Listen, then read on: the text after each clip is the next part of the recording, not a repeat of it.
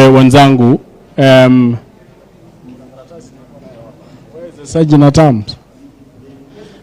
Leta hiyo karatasi, nilikuwa na few issues. Na hii speaker ifanye vizuri. Please, tafadhali. Mtu ya mitambo. Hiyo sauti haiko.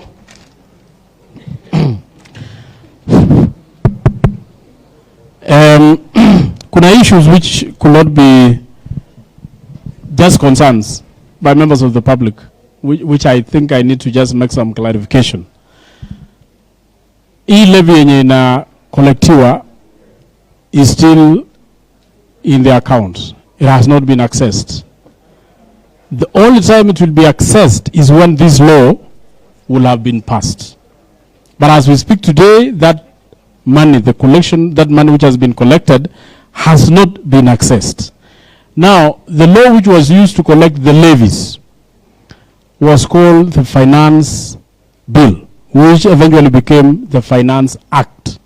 Hiyo ndio sheria ilikuwa inatumika to collect the levies. And in that Finance Act, we made an amendment, and I'm proud to say a member of this committee, who is Mheshimiwa Mule, who I have not introduced, I will introduce him, he will introduce himself, made an amendment to that law. And I think this was a major concern for everybody. Kwamba hii pesa ikiwekwa hapo, shida ikitokea, emergencies ikitokea, serikali ikikuwa na ugumu kidogo ya pesa, wanaweza toa hiyo pesa wawafanyie hiyo kazi ingine. So that is a major concern. Huyu mheshimiwa akatoa amendment yenye inasema this money shall be used only for housing programs, nothing else. So hiyo sheria iko, and nobody can access that money until this law is put in place. And even when this law is put in place, hiyo pesa haiwezi tumika kwa kitu ingine. Itatumika kwa manyumba mpaka mambo ya manyumba iishe. That is one of the concerns which people raised. As to the current status of the affordable housings which have already been completed, kuna affordable housing in Park Road, kuna ingine huko Mombasa inaitwa Buxton, kuna ingine kwingine.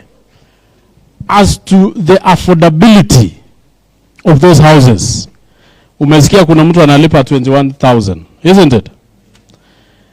Those houses were built under a different program yenye ilikuwa inaitwa voluntary contribution. In that voluntary contribution, there was no levy at that time. So hakukuwa na regulation ya kusema ya kwamba the rates ya kulipa ni pesa ngapi. So that one I will say definitely going forward, because that one we may not legislate going backwards. We cannot legislate retrogressively, but we will legislate going forward. Kwamba rates iangaliwe. Na nyinyi ndio mnasema. So I don't want to delve into that so much. You have made a proposal that rates, percentage ya kulipa deposit, mtu akishindwa kulipa, what should happen? Those are the questions which I want you members, even after this meeting, you can write through email the recommendations that you wish to be put in this law. So that mtu amelipa for 10 years, anakonjeka, ama hata anakufa, watoto wanatolewa kwa hiyo nyumba. Those are the areas which you people should ensure that you give us your proposal. Ndio tujue what should happen. What should happen to the children of that person? Hata kama hawana kazi, how should they pay? How should the government cushion them? Vitu kama hizo. So those are the concerns which we wish you people to make proposal of, so that baadaye tukirudi bungeni tunaiangalia. Kuna pia categories yenye it's very confusing, and these categories includes affordable housing and market housing. I mean, affordable houses, alafu kuna the commercial aspect. And this one, you also need to look into it and give us your proposal. And also, before we also sit to look into your issues, we will also call the State Department for Housing and also NHC to explain some of these clauses, so that when we are amending as per your recommendations, we will also have known what was the intention. What was their intention of placing this one here or this one there. So we will comprehensively look at this proposal and the bill itself. And I will assure you, these members will make sure that the law that will be put in place will be wananchi friendly. Will be wananchi friendly as per your recommendations. There is also the institutional housing, and I think many people never talked about it. You know, kwa hizi manyumba affordable housings, kuna pia institutional housings. Kwa sababu ukienda places kama prisons, kama hii mahali ya kutrain maaskari hapa, manyumba yenye waaskari wanaishi, mimi mwenyewe nimetembea na kamati yangu na tumeiona. We also need to allocate some money to build these askaris and whoever employees who are there. Very good and decent houses. Mumeona manyumba yenye wanaishi. Very bad. Muende prisons, wale warders ambao wanachunga nini. You have seen the houses they are living in. Bad. Na shangaa kuna hata mmoja aliongelelea hiyo.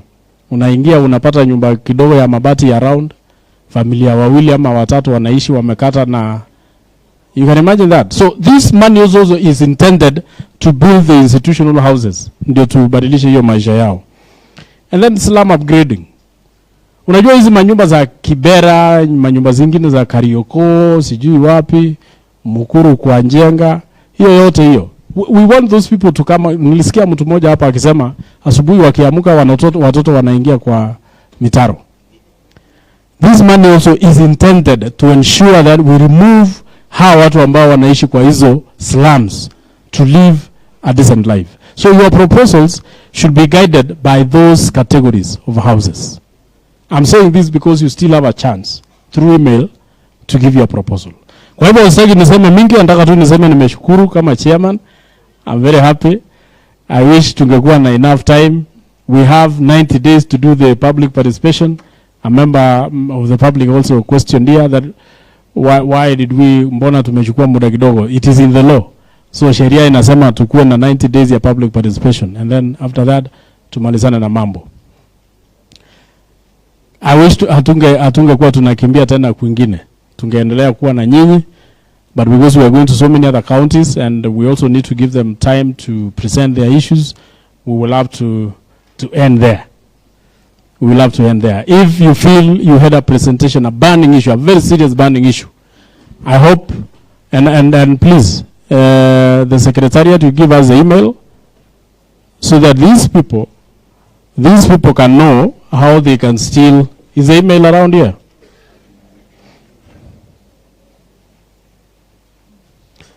CNA, yeah, CNA mine. Huh? Okay. The email address, I don't know how it should have been projected here. Mwesh, unaweza soma hiyo email? Sijui nimekuwa mzee ama nini. Iko hapo. cna@parliament.go.ke. CNA, small letters. CNA, what does C means?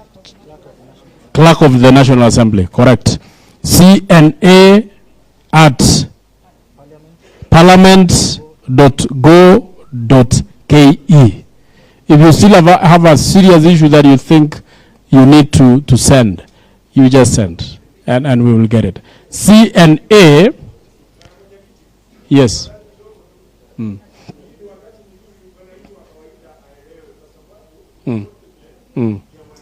Yes, correct. Correct.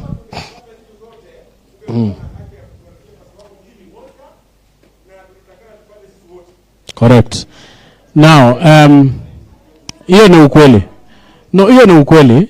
Hiyo ni ukweli. Na pia ningependa niulize the secretariat, you should have made as many copies as possible, so that every member who comes here akuwe na copy yake.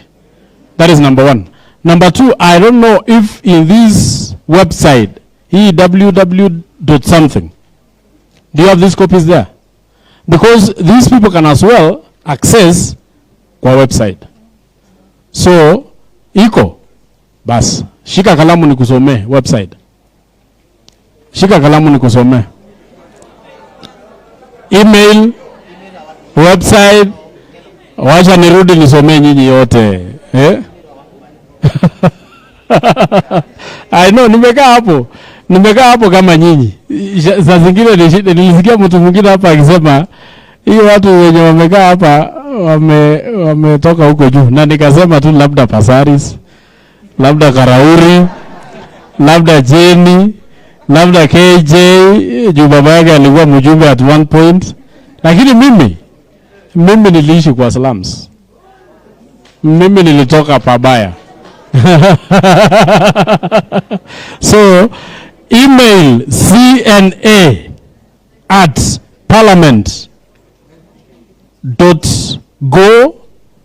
cna@parliament.go.ke,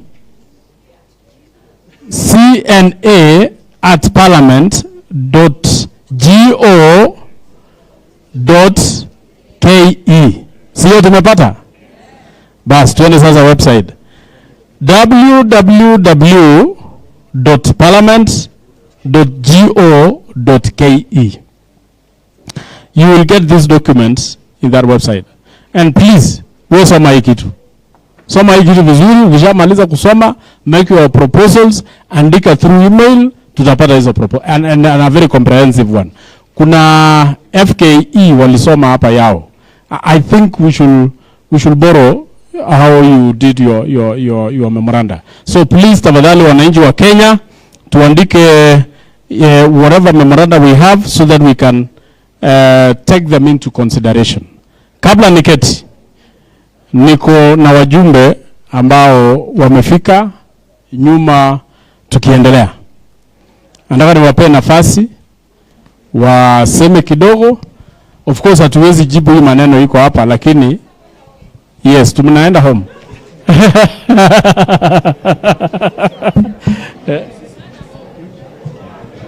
Wajumbe wa Nairobi, please tafadhali. Meja mwenyewe. Thank you, Chairman. My name is Meja Donk, MPA Bakasi Central, that is in Kayole. Na pia mimi nimekuja public participation kwa sababu hizo nyumba wakati zinajengwa hapa Nairobi.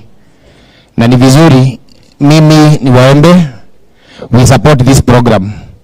But Chairman, there are issues that has been listed here and I wish you consider them. Kuna huyo madam ameongea maneno ya deposit. Kama tunainua wananchi, na mimi nikiwa mmoja wa wabunge, ikikuja bunge, that's a point that I have captured, that you cannot afford a deposit of 300,000. Na lazima tujue, kwa sababu hawa watu wako, kwa sababu hawa ndio tunajengea nyumba, lazima tuhakikishe hiyo deposit imeondolewa ama kuna vile imepangwa, vile wataweza kulipa ndio waone hizo nyumba.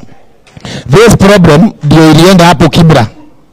Wakati nyumba zilijengwa pale Kibra, wakaitishwa deposit, wale watu wa Kibra wenye walikuwa wanaishi hapo wakashindwa kuingia kwa hizo nyumba. Wa matajiri wakakuja kununua hizo nyumba. So now I'm in your support, and I'm saying as members of parliament from Nairobi, tunajua nyinyi shamba lenu hakuna mahali mnaenda kuharvest sukuma, doma ni chabara mawe. Na kwa hivyo kupata hiyo pesa ni ngumu. So Chairman, that point should be noted. Nikiwaambia hivyo, I know Nairobi, you know you have a very big problem na mashule. Wakati hizi nyumba mnajengewa, wanakuja integration. Shule inakuwa hapo. Si ni kweli Chairman? Hapo ndani ya hizo nyumba kunakuwa na shule, kunakuwa na market, kunakuwa na maduka. So hizi bado lazima kama ni manyumba ni hizo masoko na nini zirudi kwa wenyeji wenye wamekuwa huko. We have for example like Mukuru tuko na slum kubwa. Wakati utamove hao watu na uanze kuwaitisha deposit iko juu, wanasonga hapo mbele, wanajenga slum nyingine, ama inakuwa namna gani? So hakuna kitu tunafanya. Kama tunamaliza slum, lazima pia kwanza hiyo nyumba zinajengwa hapo, wenye walikuwa wananchi hapo, majina yao inaandikwa.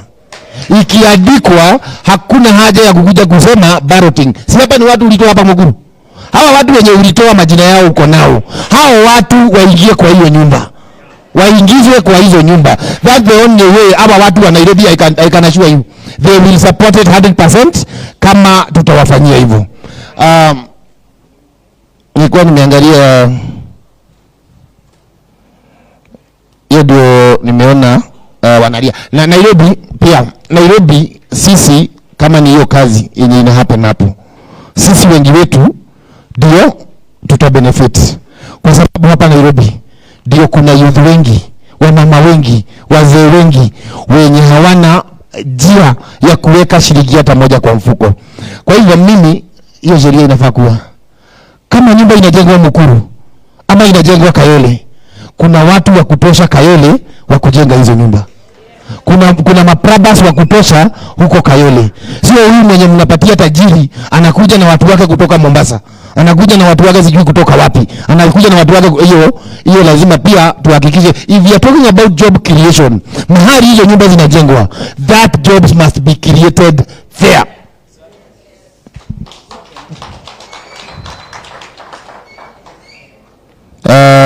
Ikiangalia yangu imekuwa kidogo. I support you, all of you. Vile mmesema, mimi nimesikia mmeongea ile roho ya wale watu huwa mimi na represent. Marim, simama. Nasikia mzee amenitaja, akasema nilimtupa, akitaka kusema meja ni mheshimiwa mbaya. Huyu ndio nimepatia kazi wakati nimeingia, kazi ya supervision ya barabara yenye tunajenga na Kera, na akakula pesa hapo ile analipwa ya supervision. Sasa wakati unasema nimekutupa, Kayole you have more than 50,000. No. Yes. Sisi nasema in Kayole, in Bakasi Central, we have more than 147,000 registered voters. Wale watu kama 30 wamepata kitu kadogo kwa kazi, ni mmoja wao. Sasa zaidi watu wa Nairobi ni vizuri tunatulia. Tunasema kila mmoja, leo niko na wewe, hiyo siku nyingine wachia huyu, hiyo siku nyingine wachia yule, hiyo siku nyingine wachia yule, because hatuwezi toshea sisi wao. Ikipatikana moja wacha tukuyadia. Unasikia nikisema kazi ikikuja hapo kwako, wewe fanya hiyo kazi. Mungu awabariki, na wapenda sana, na watu wa Nairobi tuko pamoja. Pigia makofi mheshimiwa. Raia walikuwa wanasema tu amekumiss. Nafikiria tu alikuwa na express kukumiss. Otherwise andaka nishukuru sana mheshimiwa wa area. We are grateful mheshimiwa. Tumeshukuru sana. One, kama area member of parliament ya area hii ya Nairobi. Two, you are also here as a friend of the committee, because you know, as a member of parliament, whenever you appear in any committee and you are not a member to that committee, you register yourself as a friend of that committee. Karibu mwesh, as a friend of this committee. You also appeared also as a member of the National Assembly, representing members of Nairobi County, and you have made your presentation well taken care of. Na uko sawa ama namna gani? Si yako sawa. So andaka nichukue nafasi hii sasa nimwalike mheshimiwa KJ ambaye pia ni mkaaji wa Nairobi na ni mjumbe mmoja wapo ya Nairobi, na tumeuliza watu yako mwesh kama wako hapa na wako represented. Your even yours mheshimiwa, your constituency is represented. Correct. Asante. Karibu mwesh. The chairman of this committee, the Honorable Johanna Ngeno, wajumbe ambao wako hapa, ambao ni wanakamati wa kamati hii ya housing, wajumbe wengine ambao sio wana housing committee, wakaaji wa Nairobi na wenyeji wa Nairobi, hamjamboni? Hamjamboni tena. Nashukuru sana kuona wana Nairobi tukiwa tumejumuika hivi, kwa sababu sio mara mingi utawasikia wananchi wakishughulisha na upande huu wa kujenga sheria. Mara mingi utamsikia mwananchi akiongea mambo ya haki zake. Anashurutisha kwamba hii ni haki yangu, hii ni haki ya 1,000 to 500,000 Kenyans have graduated from Form 4. Hao ni wa mwaka huu.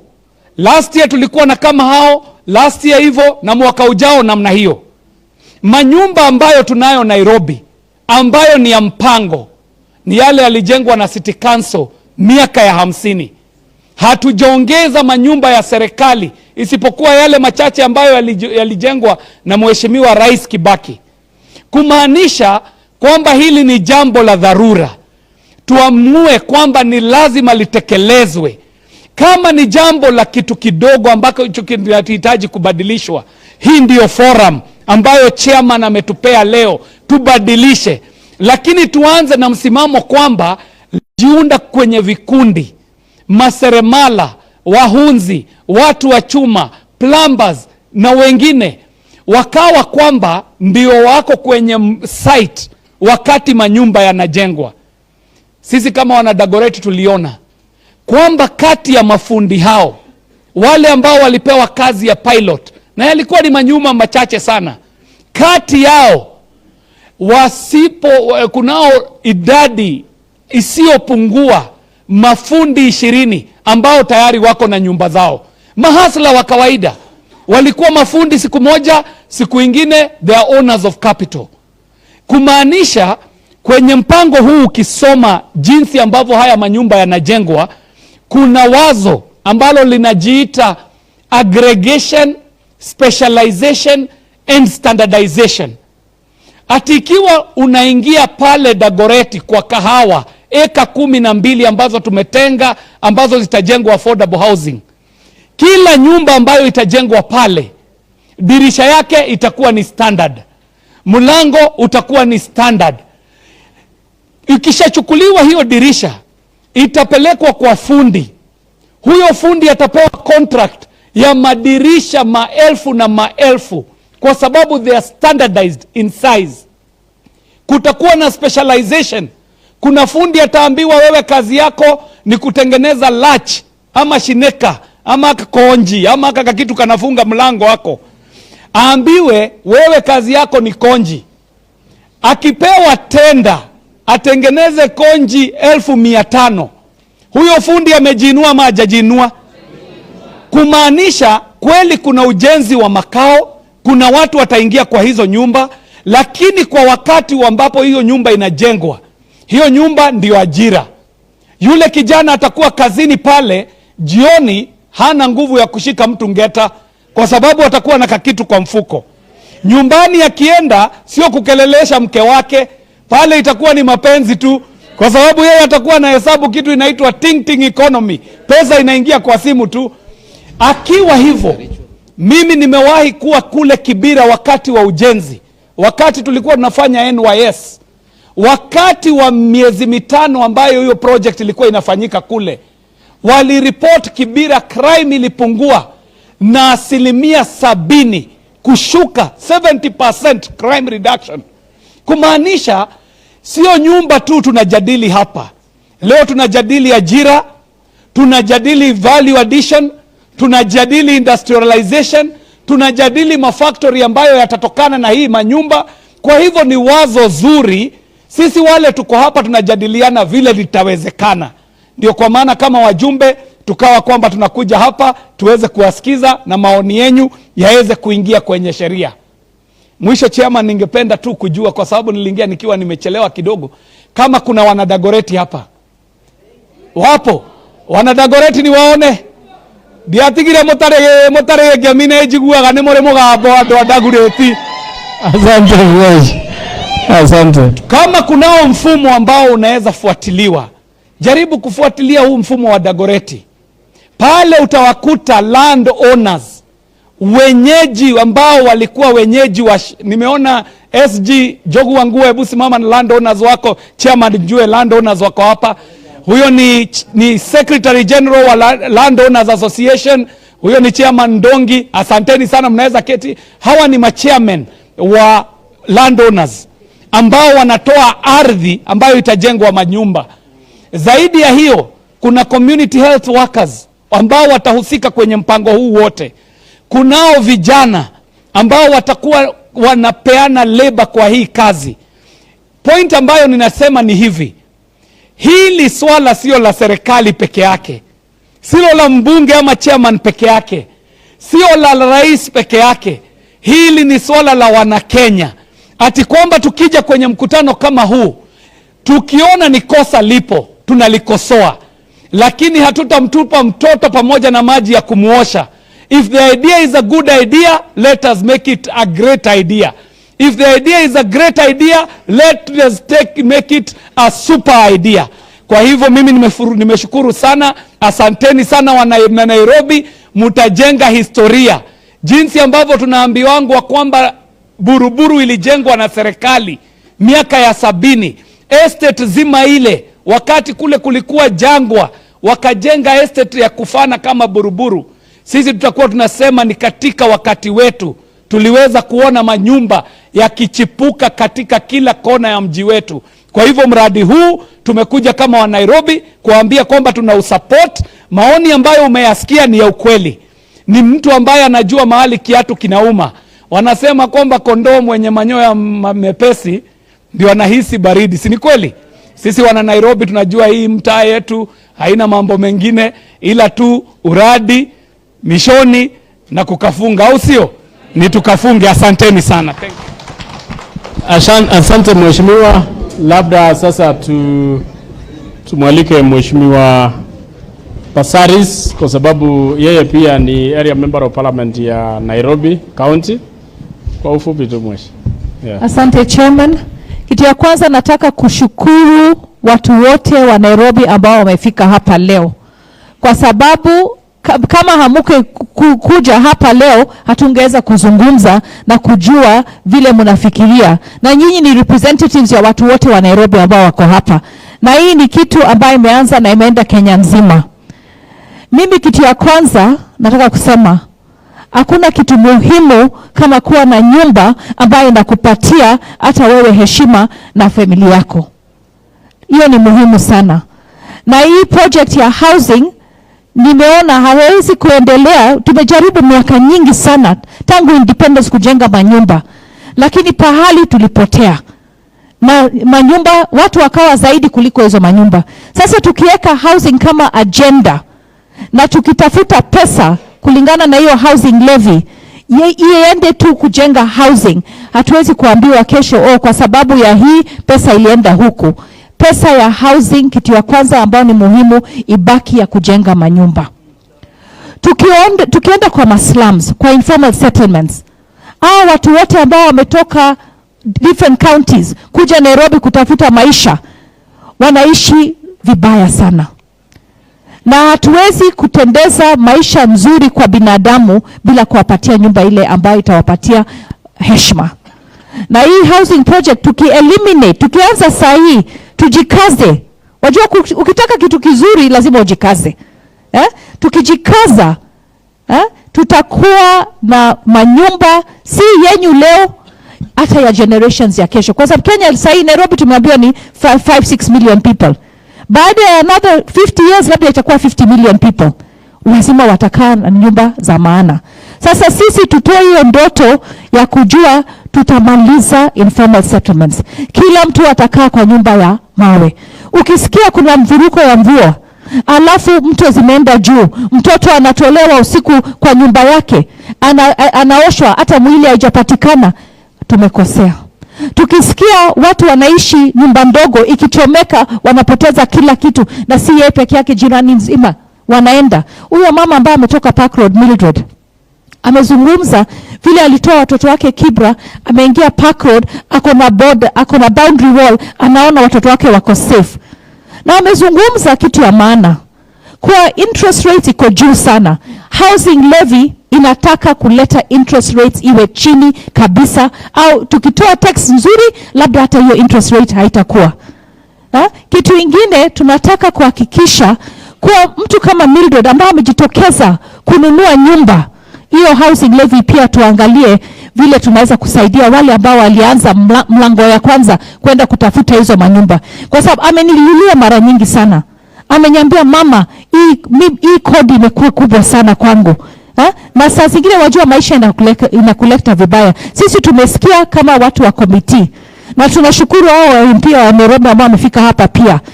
Tutasikiza kila kitu ambao mmezungumza, na tutahakikisha sheria itawapendeleza nyinyi kutoka chini mpaka juu.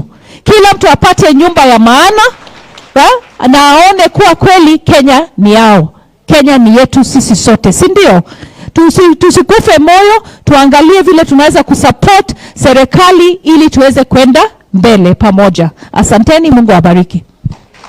Asante mheshimiwa. Pia tuko na mheshimiwa wa Nairobi, mheshimiwa Karauri. Asante chairman. Sasa wajua mimi ni member wa committees, pia nitoe maoni yangu kama mbunge wa Nairobi. Kwa hivyo chairman, mtakubali tu kidogo tu niongee kidogo kwa sababu watu wangu wako hapa. Lakini kazi yetu asante. Shida ya housing ni shida ya Nairobi, ndio? Na unajua KJ amesema kitu muhimu sana. Tuko na miaka 60 kutoka tupate independence. Zile shida tulikuwa nazo kutoka wakati huo bado tuko na hizo shida. Sisi kama Wakenya tunafaa tujiulize mbona hizo shida bado tuko nazo mpaka leo, si ndio? Ndio nasema vitu zingine zikiletwa, ukiangalia manifesto tukiingia election, na mimi najua mimi nichaguliwa kama independent Nairobi. Kwa hivyo mimi sikuwa na manifesto. Mimi ile manifesto najua kulikuwa na manifesto ya Azimio na UDA, si ndio? Mimi manifesto yangu ilikuwa ya mimi na watu wangu wa Kasarani, si ndio? Lakini manifesto zote mbili zinaongea mambo ya housing, ukweli ama uongo? Sasa tuko hapa kama wabunge ndio tujue vile tutaimplement, tuhakikishe kama hata tuko miaka 60 baada ya independence, saa hizi ndio tuanze kutekeleza hizo vitu zote. Si ati hatuna shida. Watu wengi sasa hata hawaendi shule, si ndio? Hata school fees ni shida. Maji hatuna. Shida ni mingi, lakini lazima tuanze kutatua hizo shida kama viongozi. Tusiseme hizo shida tuzisukume tungoje kesho. Lazima kutoka leo tuanze kutatua hizo shida. Na leo tumekuja tukawasikiza. Unajua kazi yetu ni kuwasikiza, si ndio? Kitu moja kubwa ni hiyo mmesema ya affordability. Lazima wale watu wako hapa waanze kuafford hizo nyumba. Kama hawezi afford hakuna shida tumetatua. Ukweli ama uongo? Si ukweli? Na tumesikia mambo ya deposit. Ndio nimesema hapa tuko kuja kuwasikiza. Wacha niwapatie mfano. Watu wa FKU wamekuja wakasema watu wengine wasilipe hiyo levy, si ndio? Alafu mama fulani anakuja akasema watu walazimishwe kulipa. Sinaona hizo ni vitu tofauti. Lakini sasa sisi tukienda tuketi chini tujue vile tutatua, kwa sababu the main thing ni kuhakikisha watu wameketi kwa nyumba. Hiyo ni kitu muhimu sana. Kitu cha pili imekuwa changamoto kubwa ni wale watu wanaishi kwa hiyo area wapate hizo nyumba, si ndio? Ndio tumekuja tuwasikize tujue tutawekaje kwa sheria tuhakikishe wakazi wa hapo wanaweza kuafford na waingie kwa hizo nyumba, si ndio? Alafu watu wangu wa Kasarani hata mjaniletea mseme pia Kasarani tujengee nyumba bana. Kitu kingine tunafaa tuweke, Moha at least aliongea akasema tuhakikishe, especially unajua huku enyewe ni shamba la mawe, si ndio? Kama vile Meja Donka amesema, shida hiyo urbanization huku ndio tunasikia uchungu sana Nairobi. Huku ndio tuko na hiyo shida. Na pia sisi pale Kasarani Ruai tuko na shamba kubwa sana. I think hakuna shamba kama hiyo Nairobi. So hizo affordable housing tujaribu tufikishe kila eneo la Nairobi na nchi nzima. Kwa sababu hizi shida zikikosa kutatuliwa leo itakuwa shida kubwa sana kesho kwa watoto wetu. Kwa hivyo mtaongea sana, ni kuwashukuru sana kwa kujitokeza. Naambianga watu hii process ya kujenga sheria sio sisi peke yetu, ni pia nyinyi, si ndio? Kujitokeza mnaonyesha nyinyi mtakuwa involved na hiyo process. Kwa hivyo nawashukuru sana sana. Asanteni, tumesikia maoni yenu. Kwa report yetu tutaandika vile mmesema. Hiyo mambo ya deposit tutaangalia sana. Mambo ya kusubsidize ndio hizi nyumba zikuwe affordable lazima tuangalie. Kwa sababu nyumba kama si affordable, sheria hakuna mtu anasaidia, si ndio? Kwa hivyo asanteni sana. Mungu awabariki sana. Makofi tena. Asante. Sasa tunaenda kwa waheshimiwa wa committee and na mnajua tunasafiri wa Hesh, so let us try as much as possible to nini kidogo. Tuanzie Mkunji. Thank you. Asante sana chair. Mimi kama mmesahau naitwa Gitonga Mukonji. Na huku najua kuna constituency inaitwa Kamukonji. Kwa hivyo jina yangu tu ni vile haina ka, lakini jina Mukonji. Nimefurahia sana kuwasikiza na nimesikia nyinyi mko tayari kujitetea. Na mumeongeza zaidi ile information ambayo tunaweza kuiangalia, ndio sheria ikuwe ni sheria yenu, si sheria ya wadosi ama sheria ambayo inakandamiza wananchi. Na mimi nataka muentrust hii committee na hiyo nafasi ya kuangalia vile hii sheria ya housing itaweza kuwa sheria ya Wanakanairo, sheria ya wananchi wote wa Kenya. Asante sana, Mungu awabariki. Thank you. Mheshimiwa Jen. Asante Chairman. Wana Nairobi mpo? Siniwaambia salamu za ushagoni hivi ili mkienda Christmas msichoke mkisalimiwa sana. Yangu Chairman ni kusema next time tukiwa Nairobi pengine tukue na siku mzima ya kufanya public participation. Juu leo mmejitolea sana. Mimi mpaka nasikia kama tumeenda nusu, sio mkutano yote kabisa. Lakini kwenyu niseme mmebarikiwa.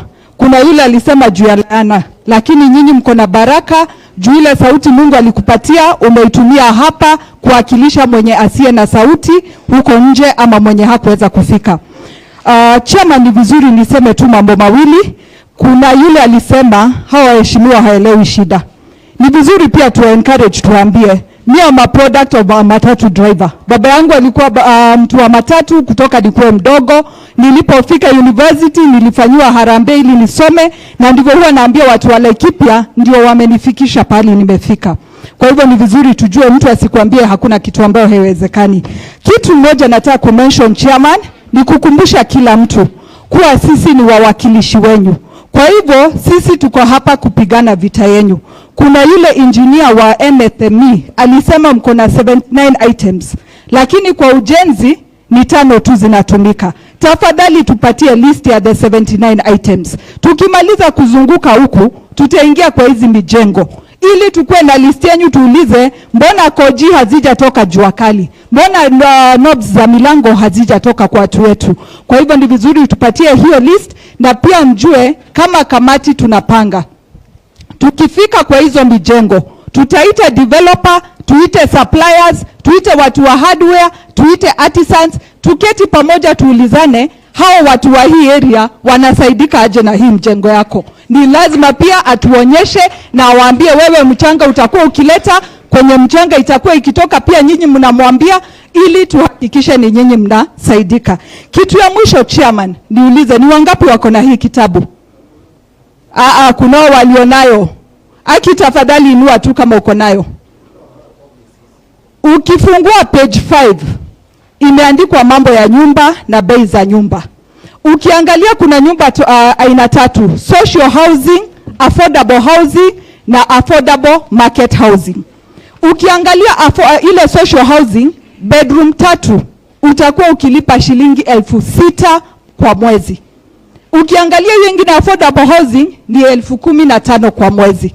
Hivyo ni kukuambia tafadhali tukimbia kwa boma yangu tujiregister mapema, na kuregister kwa boma yangu ni *832# ili jina yako ianze kukua kwa orodha ya wale ambao wanataka nyumba.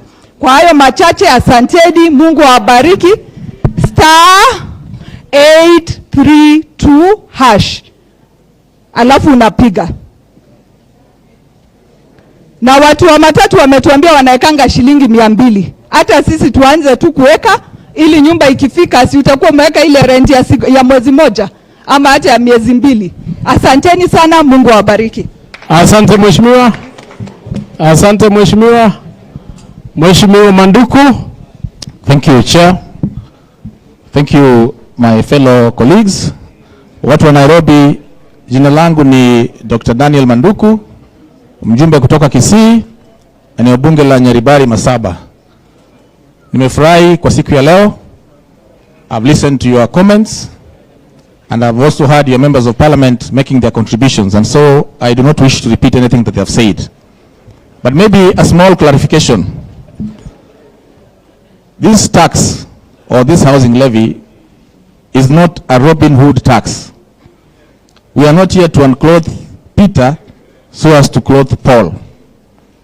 And having been a player in the construction sector myself for a long time, I'm a convertee of the housing agenda. I just want to add one point that was raised by the guy from NITA.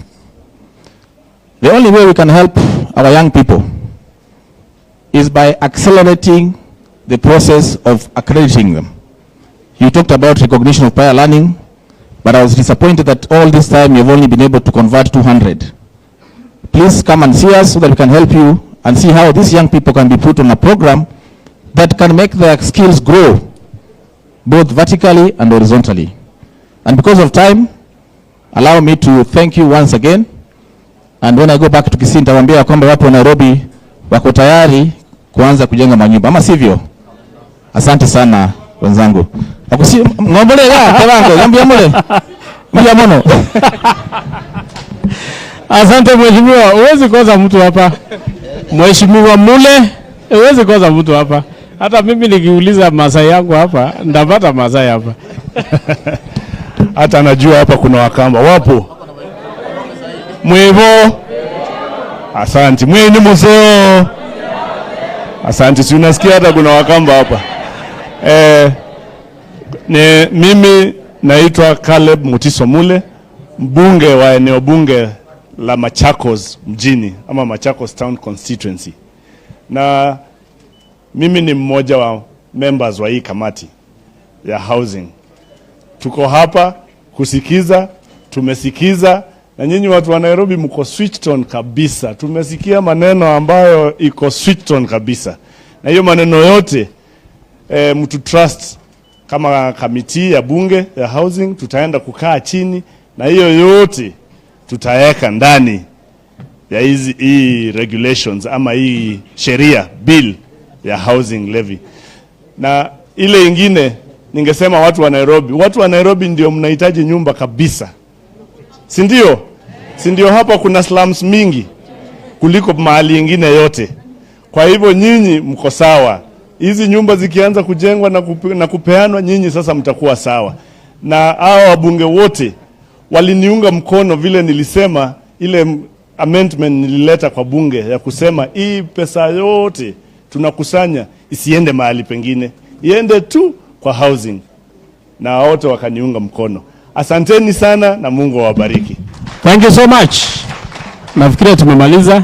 Mimi